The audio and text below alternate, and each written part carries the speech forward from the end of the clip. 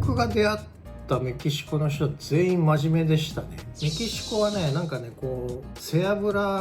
のね、こう油だけを売ってるんですね。はい、皆さんこんにちは。いつも蔵元ゼミをご視聴いただきありがとうございます。だいぶちょっとね遅くなっちゃったんですけども、メキシコの方にね再度行ってきたんで、その模様を何本かまとめてみたんでご披露できればなと思っております。今回ねメキシコになぜ行ったかっていうのは、当然ラーメンのことではあるんだけども、メキシコでねあまりこうクオリティの高いラーメンが出てないっていうところで、やっぱり今後はね日本で食べれてるのと同じぐらいのものが諸外国でも受けていくだろうというのは、インバウンドで今日本にいっぱい観光客が来てると思うんだけども、その方々がね多分自国に帰った時に自分のところのラーメンが絶対美味しくないと思ってる方が多分出てくるんですね。その時にやっぱり日本で食べたものがねやっぱ自国で食べたいっていう人が出てくると思うんで、今後はやっぱりこうラーメンっていう文化も日本国内も大事なんですけど、いわば今後は海外に行くんじゃないかなっていう予測をして、海外にちょっと僕はアンテナを広げてるっていうところですね。その中で一つメキシコが今取引先で現れていろんな活動をし始めてるっていうところですね。まずちょっとその辺の模様を取りまとめたんで見ていただきたいと思います。この動画をご覧いただきありがとうございます。ラーメンをね始める方の8ステップ用意してますんで、ぜひ興味のある方は概要欄の LINE 公式からお受け取りください。まずねこれ成田空港ですね。成田空港の Z カウンターってご存知の方もいるとは思いますけども、知らない方もいらっしゃるかもしれないんで、これ ANA のねステータスがねいいというか、ダイヤモンドメンバーの方はこの Z カウンターっていうのを使えます。でこの Z カウンターはもうほぼ待ち時間がなくチェックインできます。一般の方はねチェックインカウンター並ばなきゃいけない。この Z カウンターほぼ並ぶことはないです。見たことないですね。でここに入っていただくと、今度は今もうねすごく電子化されてて、パスポートもちゃんともうかざせば写真撮って出国っていう感じになってますね。かなりスピーディーになってますね。昔は全部ね一個一個スタンプをしてねいろいろ聞かれて出ていったんですけども、今はそういったことがないですね。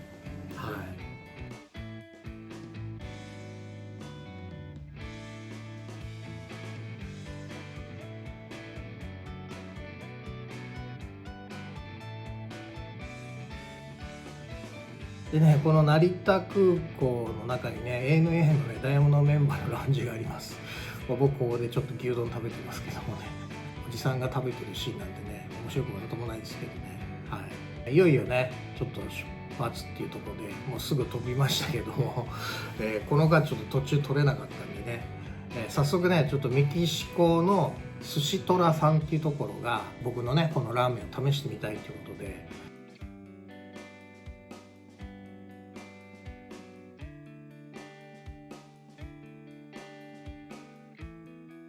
1000枚厨房だったんですけどね、ここでちょっとできるかなというところで、厨房をお借りして、ラーメンの試食会をやりましたね。で2番目がこれねちょっと移動して、メキシコシティから車で3時間ぐらいかな、3-4時間かな、レオンっていうところに来ましたね。こちらで、日本食のね高級レストランです。高級レストランで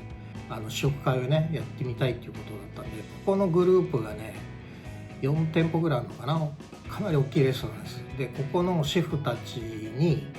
ぜひラーメンの作り方をとかいろいろ教えてやってほしいっていうことだったんで、シェフたちがね20人ぐらいかな、20もうちょっといたかな、集まっていただいてラーメンの作り方をねちょっと披露させていただきました。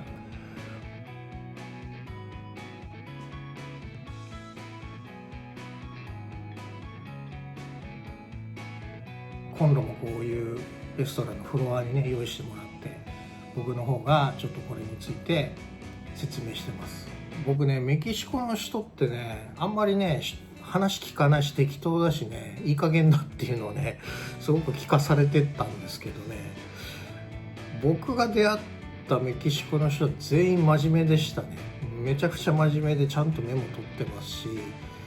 質問もしてきますし、どういうやり方がいいんだっていうこともね貪欲に聞いてくるんで、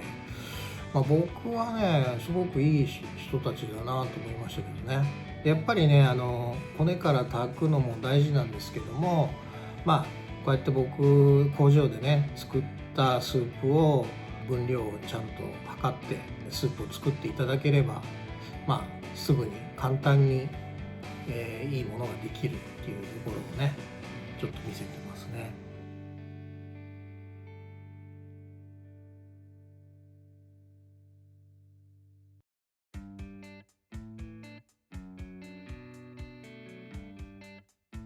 本当にねみんなメモ取って真面目なんですよ。僕感心しましたね。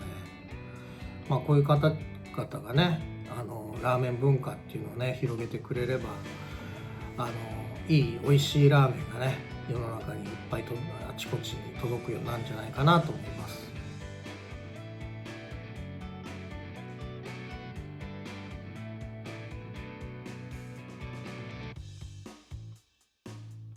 今ねこの麺はねどんなものだっていうところを教えてますね。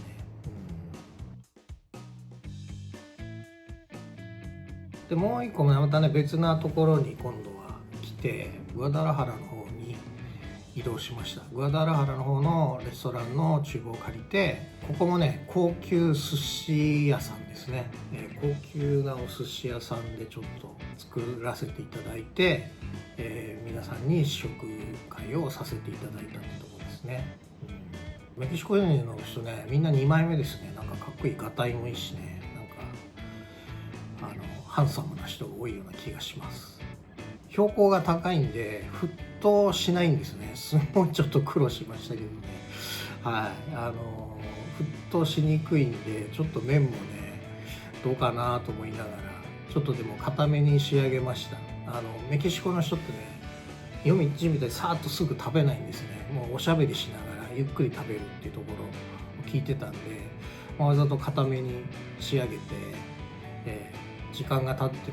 もなんとか食べれるような感じにはさせてもらいましたね。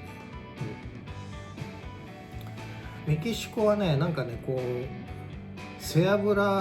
のねこう油だけを売ってるんですね。これちょっと日本じゃあんまり売ってないんですけどね、豚の背脂はあるんだけどこう加工されたものがね液体にペースト状になったものが売られてってね、すごく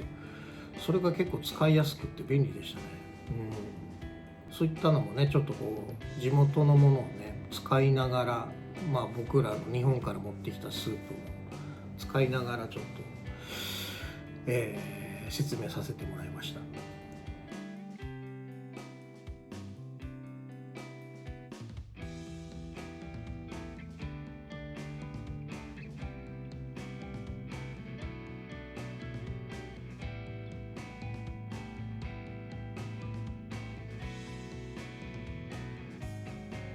でここはね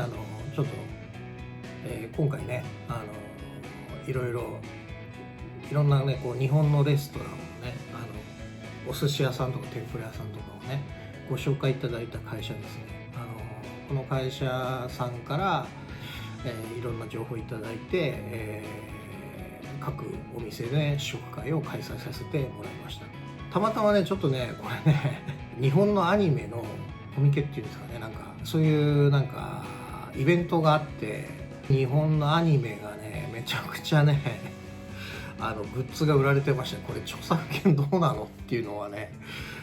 当然取ってないんでしょうけど、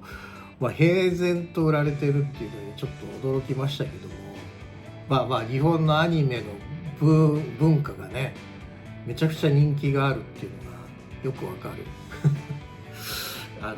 ことでしたね。で韓国製のものとかね、あと駄菓子屋さんとかいろんなものがね売られてましたね。結構面白かったです。